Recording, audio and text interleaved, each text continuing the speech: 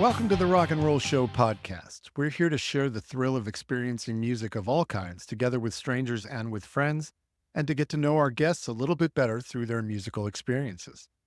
I'm your host, Alex Gadd, and I do this because I love talking about music with people. Finding out what kind of music someone's into and how they got into music in the first place allows us to get to know and understand one another better. Today, we're excited to have Nick DeMatteo on as our guest. Nick is an audio engineer. He's an actor and producer in both film and theater, and he's a musician. He puts out music with his band Rec, which is spelled REC, all capitals, and has released 10 albums since 2004 with an 11th one on the way. Additionally, he has a web series called Nick and Daniel Present, and he has a multimedia project called Music is Not a Genre, which includes original music and a YouTube channel. And that YouTube channel has a podcast, which I was fortunate enough to be a guest on just over a week ago. He's a native of the South Jersey, Philly area who moved to New York City in 2000. And he's just an impressive guy all the way around. I'm looking forward to a wide-ranging conversation. So without further ado, Nick, thank you for being here today. Hey, Alex, thanks for having me. I'm excited. Yeah, right on. So let's start at the beginning. I think for people who make music and people who watch this show, it's always interesting to find out how you got to here. And we'll talk about how impressive your credentials are as a musician. But how did it start for you? How were you exposed to music when you were young? Well, so my dad is a musician. He made his living and supported the family as only a musician for maybe 50 years, 40 to 50 years. And prior to that, prior to having kids, he was a very well-known singer in the Philadelphia area. He toured the country, he toured South America, he toured Canada. He was part of rock and roll shows and things like that and released singles. And one of them was on the top 100. And so I was fed all of this as a kid and would go to see his shows at the restaurants and nightclubs he played at year after year, many times a year, eventually up to sing with him. My first live singing experience was with him when I was 2 years old or something like that. And then at home, he would listen to music constantly with a stack of LPs, just one after another, all various genres, really mixed up. And my mom was a big music fan too from the time, she was a kid.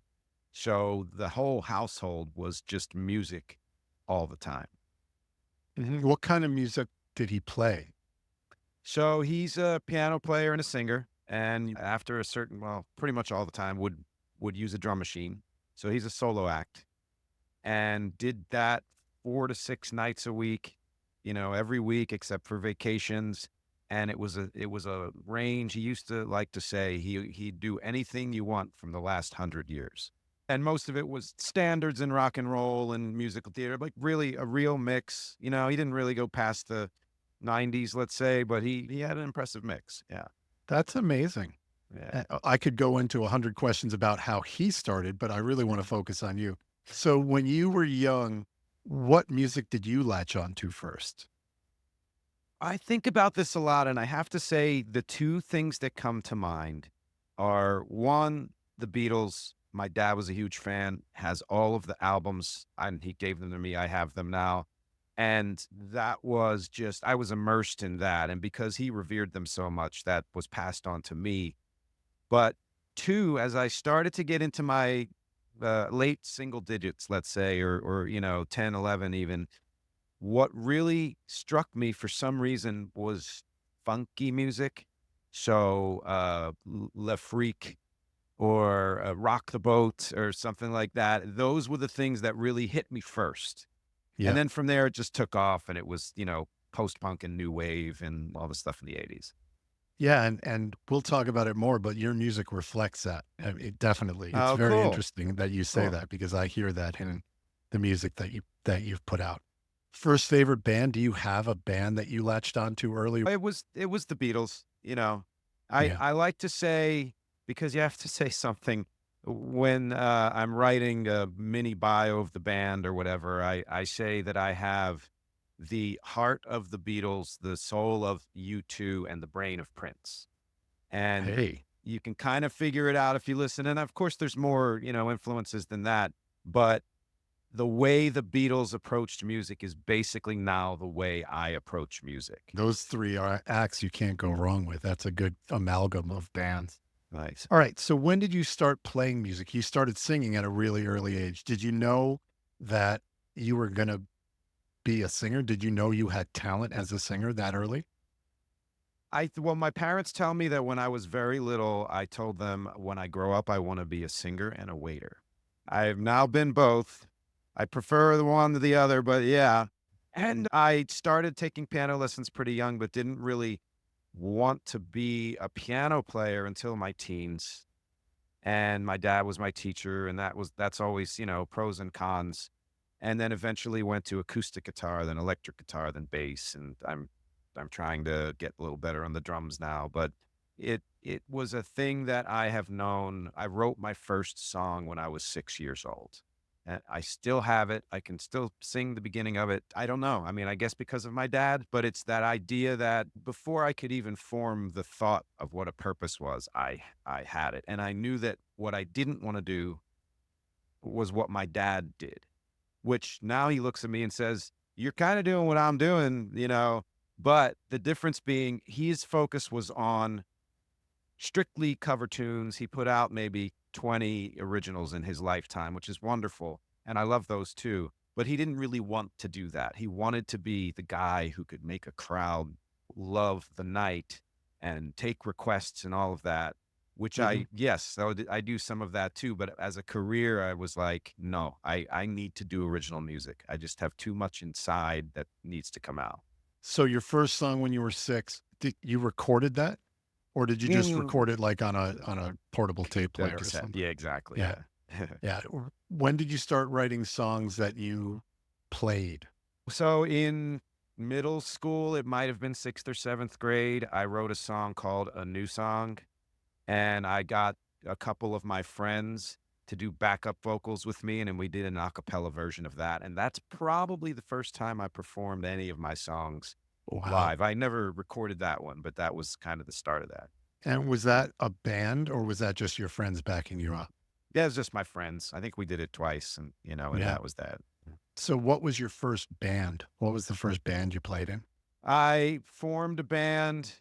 Really, I was pretty much solo and, doing either piano or eventually a sequencer through late high school until college. And I said, I need to form a band. And that did not go well. So, Well, I tell would us say, more. What does that mean? well, so what happened was, and I kind of have this same situation now where I'm in 5 different bands at the moment, and one is all original. This other guy's one is a mix of original and covers, and then the other 2 are all cover tunes.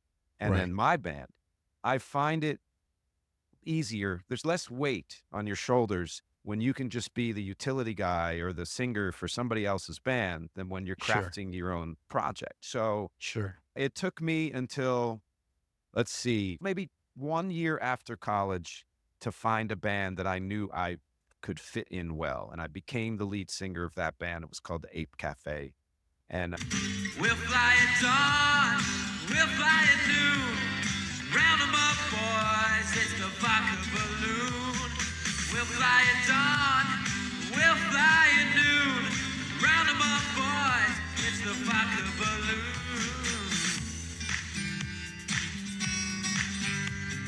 Vodka balloon. I didn't write the tunes, but I wrote the melodies and sang the guys' lyrics. And then 2 years into that, I used those guys to form my own band. So we had kind of 2 bands going, and Right. that was the first. So I was probably mid-20s when I had my first legit band. And what was that band called? Your band? Nick, I actually have, prior to Rec, I have several recordings, maybe 3 EPs and 2 albums under the name Nick. Again, all Wow. caps, which a critic once said, This guy thinks he's Prince or Madonna or something. He's just using his first name." And I'm like, "Yeah, kind of. I'll take that." Right. What I meant by it really was, I just want to be the guy who plays music. Hey, I'm Nick, and it worked for as long as it worked, and then I shifted gears. Right on. So you started playing in performing your own songs in your mid 20s, did you have another gig at that point, or have you always been a musician only? No, no. So I was performing my songs starting in high school just by myself. And Hmm. my dad again had an annual Christmas show that he would do for orphans for long, I think even before I was born. It went on for a couple decades. And as I got older, I would go and play one of my songs, or I'd play one at his club and all of that. And then when I left college, the first thing I did was wait tables for a little bit and hated that. I had done that for many years through school and I just couldn't take it anymore. So then I started teaching piano. I taught piano privately for about a decade. And during that time was when I started legitimately recording and performing. Got it. Yeah. And for recording, do you record all your music in a home studio or do you take it out to studios to produce your music? It has varied. Okay. When I first started, it was me and a 4-track. I then did a bunch of projects in a studio when I was still Nick. And then as Rex started, that first album is a hybrid of that. And then since then, it has been exclusively home studio. And I assume you've had to learn how to become a recording engineer as you go, especially doing it at home. Have you been able to learn the necessary skills to produce yourself? Because oftentimes people say musicians who produce themselves are like lawyers who represent themselves. They're the worst client, you know? So, how is it producing yourself? Is that harder, easier, or the only thing you know? I worked with maybe three and a half other producers, let's say. There were some that were co-produced and a couple fully produced by other people. And some good things came out of that. But I think because of my lack of ability to express my exact needs and also that person's vision was different, they are not my favorite projects, you know? Yeah. And Yeah. so that was a trial and error thing of, oh wow, I really know what I want. Like I think the first song I recorded, not just on a like a cassette, but layered tracks. I was 17 or something like that. And actually I did it in some guy's basement studio back when computer setups were brand new. Mhm. It was a crazy phenomenon. And I remember thinking this is one of my favorite things, producing. When I talk about myself, I'll say I'm a singer, songwriter, producer. And it's partly because I know so many other singer songwriters who either can't or don't want to do that part of it. And that's so essential to me because I'll play a song of mine, just me and an acoustic guitar. You pick a song, I'll do it. But what I hear in my head and what I want other people to hear has all of the elements of everything that I've ever absorbed that I Mhm. feel is perfect for that tune. And going through the trial and error of using other producers, doing it myself and making a lot of mistakes, working with, in particular, that guy, Daniel, you mentioned, Nick and Daniel Presents, he was ahead of my curve on knowing how to self produce and self Mhm. engineer. He taught me a lot. And through that process, I didn't just learn how to produce myself and think as a different person, but I fell in love with it. So when I Yeah. play, I play the instruments, you know, most of lately it's almost all of the instruments on any recording. And what I found through the years was if I try to play a guitar like a piano player, it's going to suck. If I try to play a bass like a guitar player, it's going to suck. You have to know the instrument intimately and Mhm. think of the song as if, oh, this isn't my song. I'm just a session guy trying to make the most of this. Right. And that learning process has given me the ability to come kind of outside of myself as a producer and say, I don't need that many backup vocals or whatever felt great at the time. I'm like, there's too much, take that out. Or why am I missing a crash hit here or something like that? Yeah. Yeah. Understood. My biggest challenge with home recording, which I've only dabbled in compared to you, I've done virtually nothing, is I didn't technically know how to get the sounds captured in the recording that I heard in my head. I just didn't know how. So I'd spend so much time learning the software that I would lose Yeah. interest in doing it. And I'd just rather record it flat and then figure it out later. Yeah, and it's funny you say that because I use exclusively for now, Ableton, Hmm. as my digital audio workstation, and it's version 8, and I think they're getting ready to release 12 or something like that. And I felt bad about it for a while because I'm like, well, I don't want to spend the money on it. It's working fine for me. There are plugins that don't work in the later versions, etc. And then I talked to some people and they're like, there's a community of musicians who self-produce, who deliberately use old versions of DAWs because they have access to things that they can't use in the newer versions.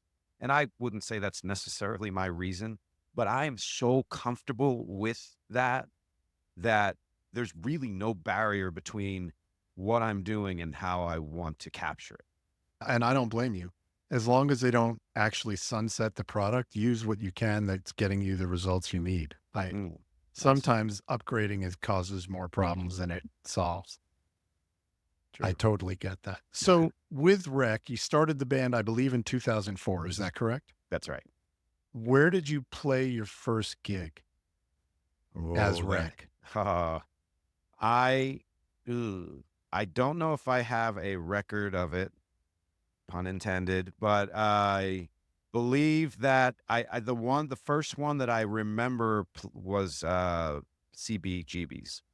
Oh, that's nice. That's a good Yeah. place to start. Yeah. That's why And you it come was to New York so you can play at play CB's. there, right? Yeah. And it was just me and a drummer. So it was me and an acoustic guitar and a drummer. And yeah, Was it and like a I, Monday night? yeah, like Wednesday, I think, something Yeah, like that. Monday, Yeah. right, early in the week. Yeah. How'd it go? It was good. It was really that solidified the fact that that drummer was a mensch, I guess. He was just somebody who I felt I could rely on day and night, who loved the music and he contributed things that I wouldn't have thought of and all of that. And he really helped me shape the early sound of Rec. The first record that came out as Rec was what year? That was '07. That was Parts and Oh, so Labor.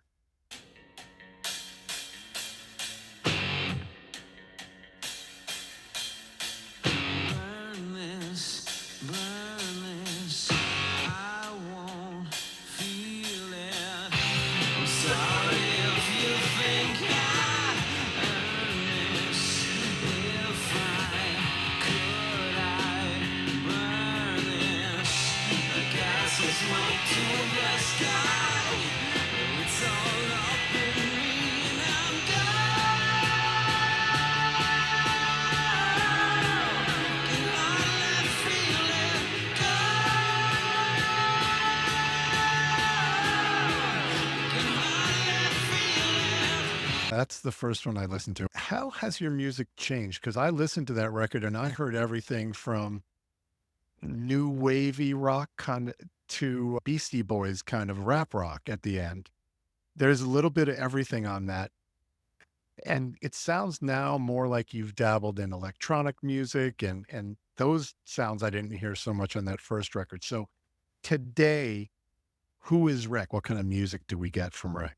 So I call Rec electro power pop because my base is I want every song to be listenable, to have hooks, to have some element of you remember it or you want to go back to it.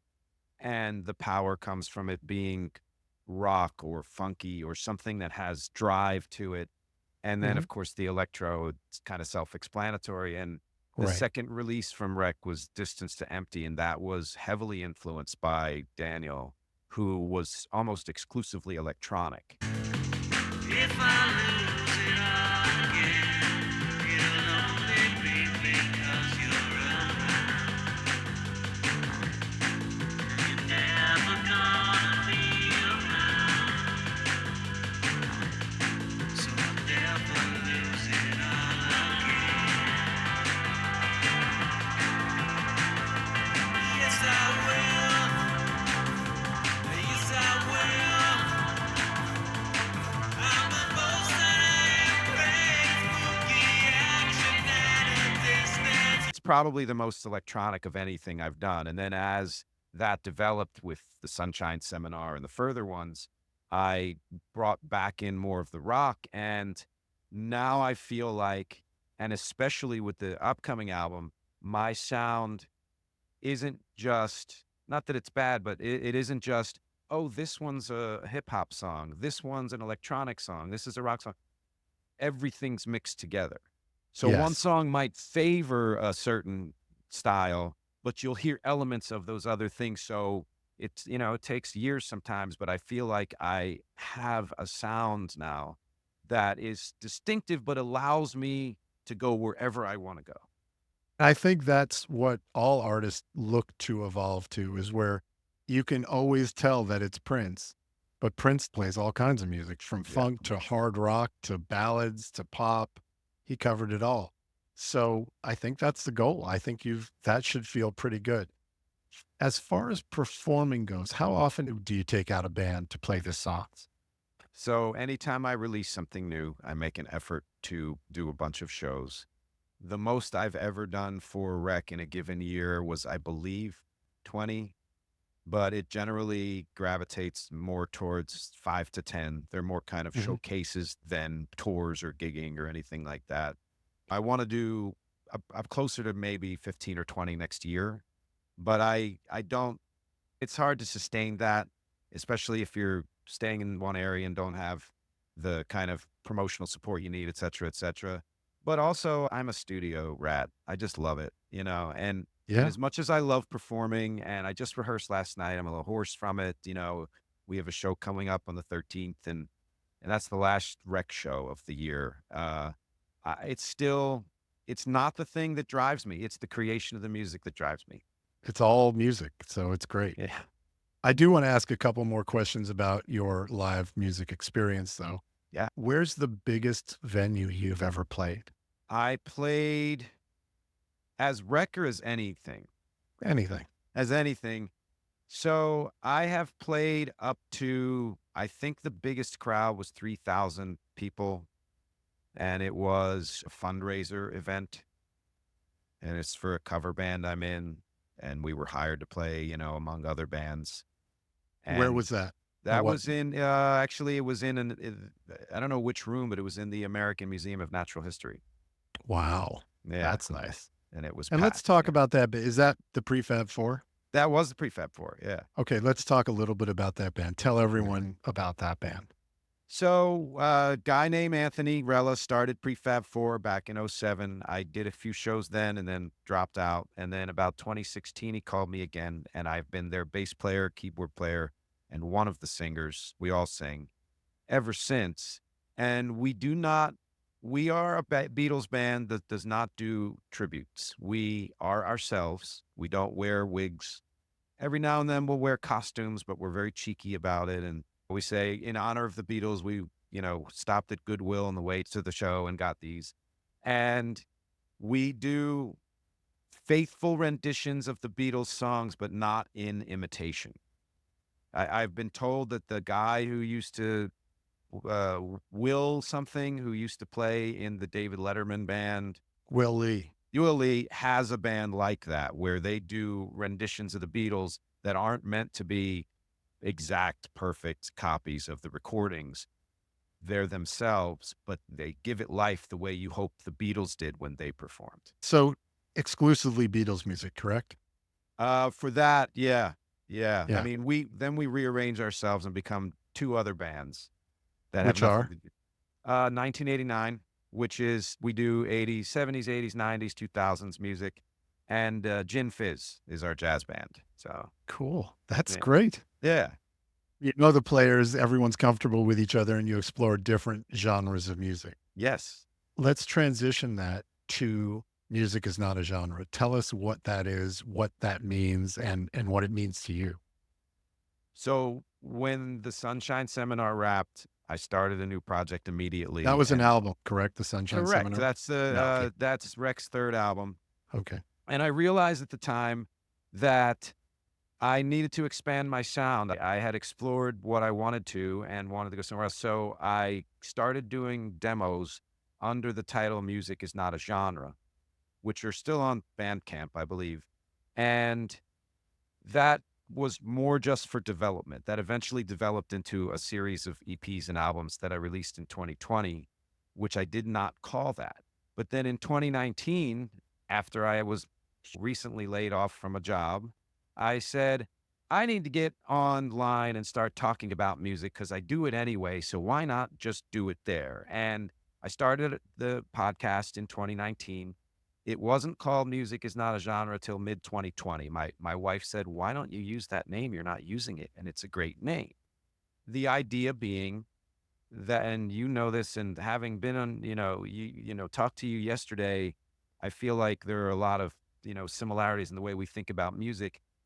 I describe it as a show that can go anywhere because it realizes that music cannot be confined to one genre, but moreover, music as a body, as an entity, cannot be separated from the rest of the world. Hmm. So you can bring in other things and ideas from the world within your talk about music and vice versa. And I do it from the standpoint, it says it on my site, of a music insider, Hmm. which a lot of people do, yes. And I feel like the difference that I bring, the voice that I bring, is that I always put the actual music first. I may talk about how the Gallagher brothers fought or whatever, but that may be about 1 minute of the episode on Oasis. The rest of it is, what were they doing with the music? How did they create it? What did it sound like? What music moved me? What albums do I think were amazing? What were underrated, etc.? And even when I'm reviewing something I don't like, I bring respect to it because I understand what it takes to create it from the bottom up. Right on. Yeah. Yeah, it's interesting because when I started this podcast, some people that I was bouncing the idea off of said, "Do you want to call it the Rock and Roll Show podcast? Because doesn't that limit you to rock and roll?" And I said, in my mind, rock and roll is not a genre. Look at the Rock and Roll Hall of Fame. Judas Priest in it now. It has Springsteen and U2 in it now. It has the Beatles and Chuck Berry in it now. It also has Madonna, Cher, Jay-Z, NWA. Lots of different things are pop music with a little bit of an edge.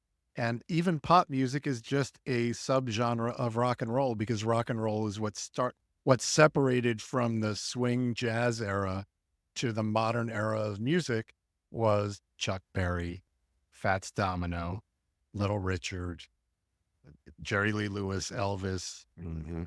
Bill Haley. Bill And Haley. those Yeah. that was called rock and roll. And even then, that was different things. That was part country, it was part R&B, it was part blues, it was part swing, it was part jazz. And Yes. so rock and roll in my mind, and that's why I proceeded to call this the Rock and Roll Show podcast, encompasses all the genres instead of calling it the Music Show podcast, which sounds horrible to me. So it resonated when you invited me on Music is Not a Genre because I don't think rock and roll is a genre. I think rock and roll is the bigger superset of all pop music since 1954.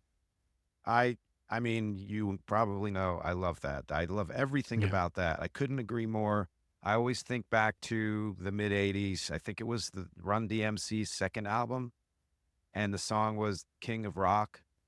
Oh, And when you ain't nobody higher. right, right. And when you hear DMC talk about it, he says he's like, I'm not kidding. He's a huge fan of rock music, He and he is a doesn't make huge the fan of rock separation. and roll music. Yeah, Yes. yeah. Agreed. Well, yeah, he's amazing. First of all, DMC is just Oh, amazing. incredible. Yeah. But yeah, I like that King of Rock song. That was a good one. I love Run DMC. I mean, I'm from New York City, Oh, so that was my sweet oh, spot. That was my God. teenage years. All the rap bands really were from New York City. We had, you know, uh, Curtis Blow and the Sugar Hill Gang and Africa Bambaataa and all the Yes. original first generation rappers were from the Bronx, essentially. And then Run DMC came out and blew my mind. And Rick Rubin, to credit where credit's due, Rick Rubin had a lot to do with merging rap and rock from that second generation for Run DMC and the Beastie Boys. And then Public Enemy started sampling rock and roll music to lay the beds for their tracks. And it's so to me, they're part of the same thing. I could prove. I did an episode on the history of hip hop production, and I could go way too deep a dive into that. But it's yeah, How'd I just do? Am I pretty on that's point? why yeah, I'm like, Yeah. oh my god, yes, exactly. You know. Yeah, good. So music is not a genre. The YouTube channel, the podcast, how many episodes have you done of that podcast? So I'm on season 7. I'm 6 episodes in, and I average around 40 or so per season. So So I almost get 300 episodes. yeah, and some of them are minis. I do shorter episodes I call Podfast, and they're vertical. They're meant to be a little bit, more fun, etc. I do physical comedy and stuff like that, but I Right. take topics that maybe don't warrant a full hour, and I do them in a half hour. So if you're including those, then yeah, it's close to 300. Yeah, look, I do concert reviews that are 17 minutes long and I do hour-long interviews. I do all the same things. Great, nice. For live music, the last question I have is who inspired you as a performer? Like, what bands did you see live that you're like, yeah, I want to be like him or her? Or did you say, I want to do my own thing? I don't have any preformed idea that I want to imitate someone or take from someone else's act. I think, well, the two answers would be my dad, I've seen my dad live more than anybody else. I'm like the deadhead for my dad, wherever he played, I would go. And yes, it was sort of like I want to do what he does, like I mentioned earlier, I want to do what he does, but differently. But of course, the inspiration was there to be able to, do that consistently. But really it was almost a religious experience the first time I saw U2, the Joshua Tree tour, open air stadium in Philadelphia where I, grew up. And I was already a fan for maybe 2 years prior to that, starting with Unforgettable Fire, Mhm. and they blew me away. And that idea that you could feel them no matter how far away you were was something that I want to try to achieve with the music when I perform live. That's a great influence to choose as Yeah. something you want to emulate. They are incredible live, Yeah. incredible. Yeah. Yeah, I saw them for the first time at the Garden on the Unforgettable Fire tour, and that was pretty spectacular. Pretty Wow. spectacular. And Joshua Tree is one of the formative albums of my late teen years. I was in college when it came out, and whoa, blew me away. Talk to me and tell us a little bit about your other interests, because it's not just music. You're also an actor and a producer, and that involves both theater and film. Let's start with theater. You moved to New York City, good theater town. It's the company town Yeah. for theater. Yeah. How did you get involved in the theater in New York City? I had a couple of shows in the Philly area before I moved, and I realized you're like you say, well, if I want to do this, I need to go where the action is. And about 2 years in, I was auditioning the whole time. I had done some student films and things like that, and then I got a couple of off Broadway stage shows.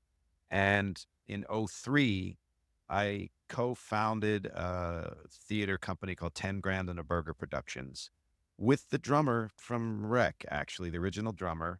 It was his brainchild, so, he put it all together. We did a bunch of productions, and I contributed music to one of them that was at the Cherry Lane Theater. It was, a pretty big deal, not for anyone else, but for us at the time. Hmm. Hmm. And kept that theater company for just a few years and continued to do theater until maybe 7 years ago. That's where I met my current wife, was the last theater production I ever did. So we were the only 2 actors in that play, but then knew that having done so much of that, musicals and straight plays and the whole thing, that really what I loved more was kind of similar to music. I loved the technology. I loved the film aspect of acting, the Hmm. subtleties you can do and all of that. So in '07, '08, I co-founded a film company called Phoenix Films, and we did like 6 films there. Let's talk about that a little bit. Any films that made it into the greater public consciousness? I wouldn't say consciousness, no, but the last film that was released was a film called Clandestine, and Tom Sizemore was a co-star in that. Most of the budget went to him. And it's on the streaming, a bunch of different streaming channels and all of that, and it's gotten decent play. And all the rest are Some of them you can see, most of them you can't see. They're kind of out of circulation now. I Mhm. left that company about 6 years ago. I believe they're just now in editing for their next film. So things changed. Did you act in the films that you produced? I did. Yeah. I was fortunate to have either co-starred or starred in every single one of the 6 films. That's And great. and yeah, different versions of producing. There was one film called Dealer, which I also directed and was the music supervisor for. So I had few of my songs, of course, and then got to listen to so many independent musicians and pick the songs that fit perfectly. And I think I probably had more fun with that than I did with the directing. Yeah, I bet you did. I would do that in a minute if someone would pay me to do it. I'd Yes. do it anyway for free. Uh, Just and if anyone's interested out there. Also, you have acted in other people's films, correct? Yeah. So I've done some television, some film. The most recent film that I acted in was The Many Saints of Newark, which is the prequel to The Sopranos.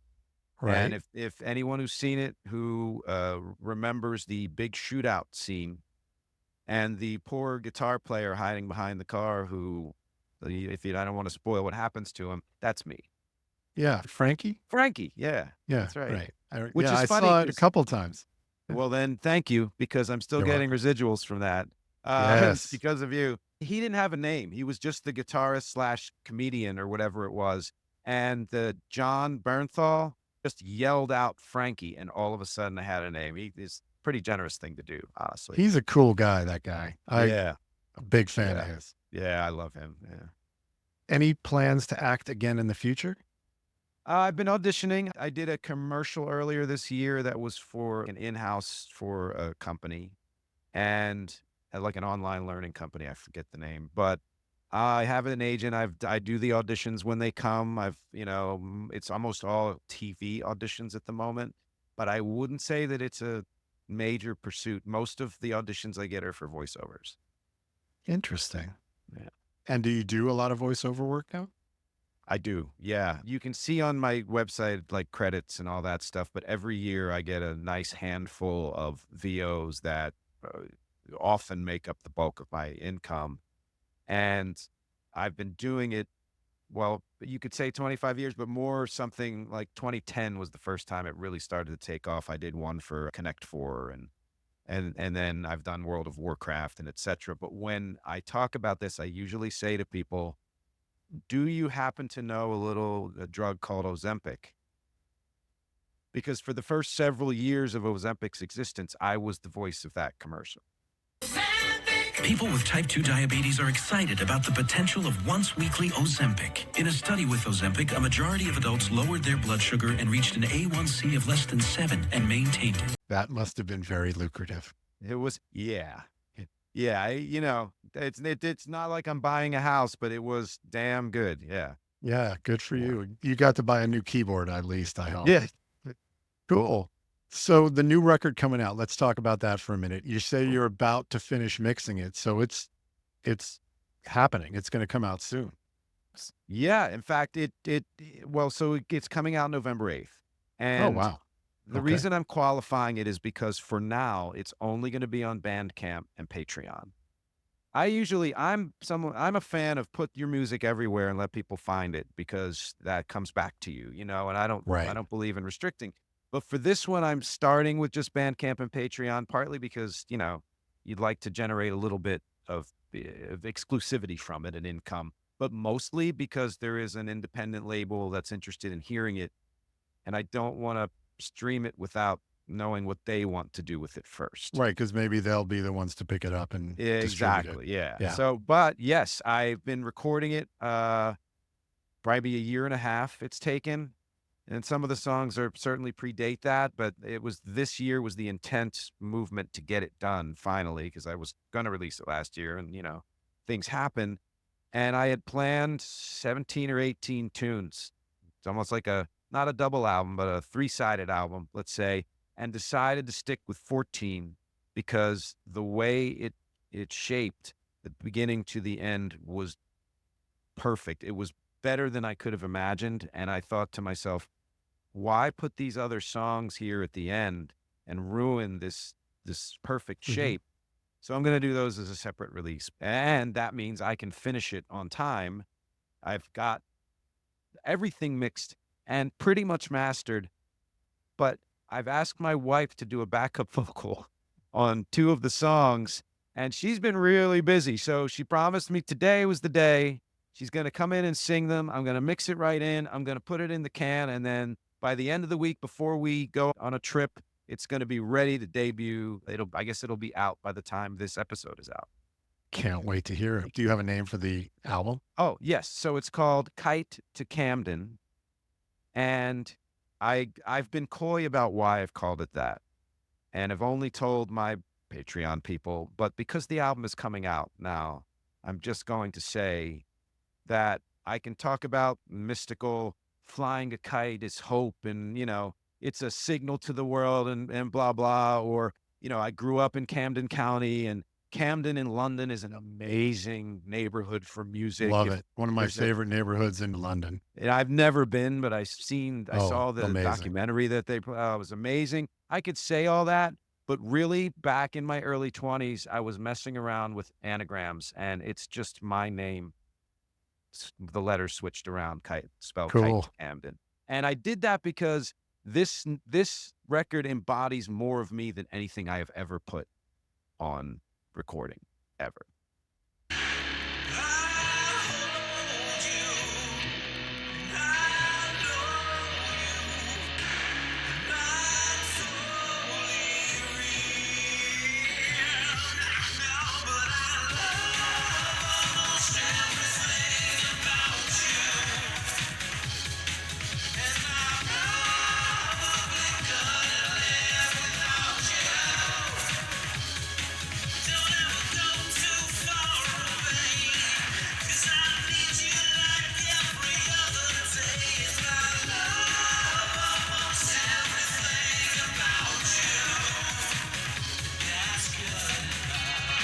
Well, I can't wait to hear it.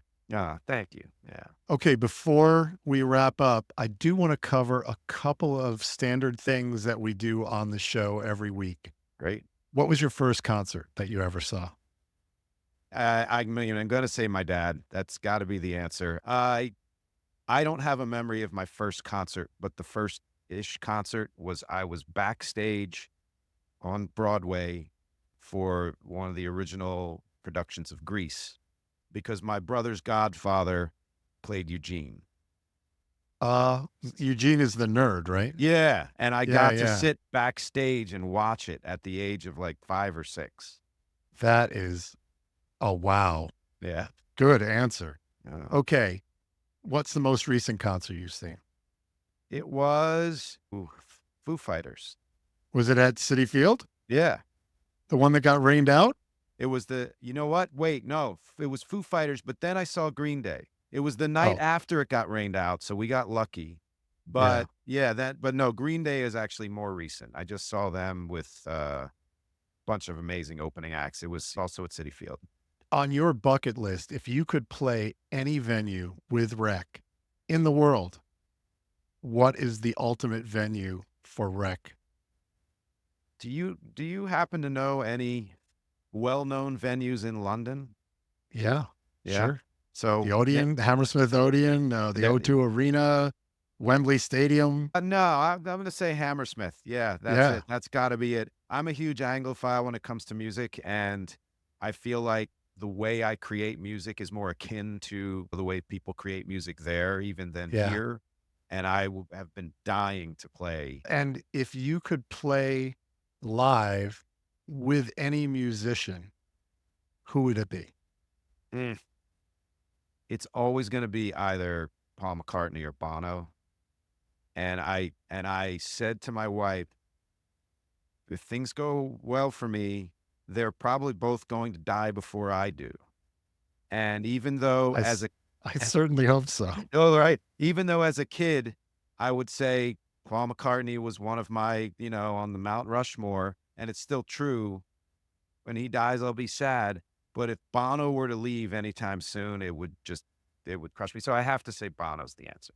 Great answer. You talked about that you're playing one more show with Rec this year, November 13th. Is that correct? That's right. That's 2 weeks from now. Where is that show? LIC Bar in Long Island City in Queens. All right. Yeah. And then next year, you have a bunch of dates lined up to promote this album that's coming out, I assume? It's coming. Yeah, my Yeah. guitarist is leaving for 3 months, so I have to find somebody to replace her before I can schedule things. But I'm looking to do 10 to 15 shows next year. Okay.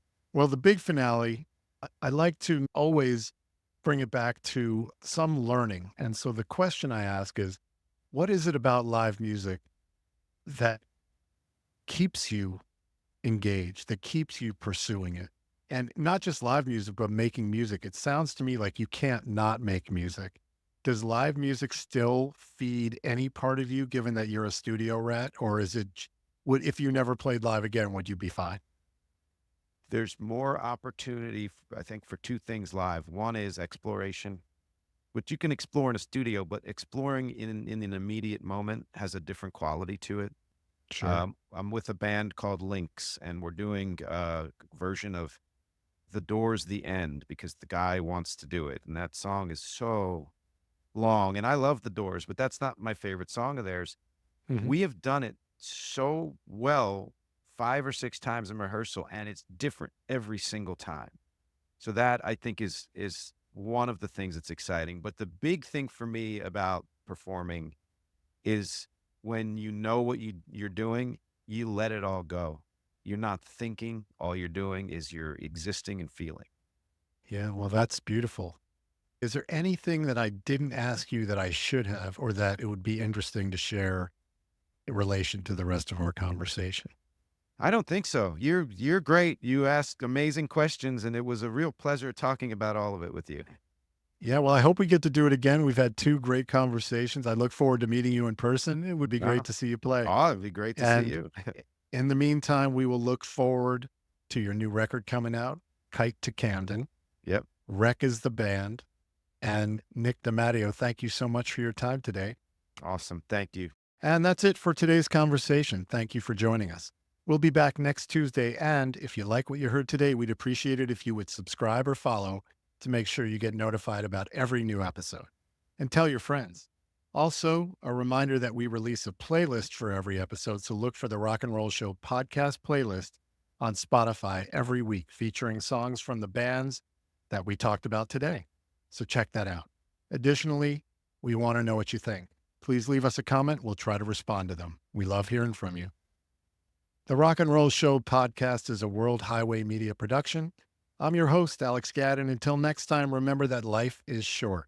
So get those concert tickets.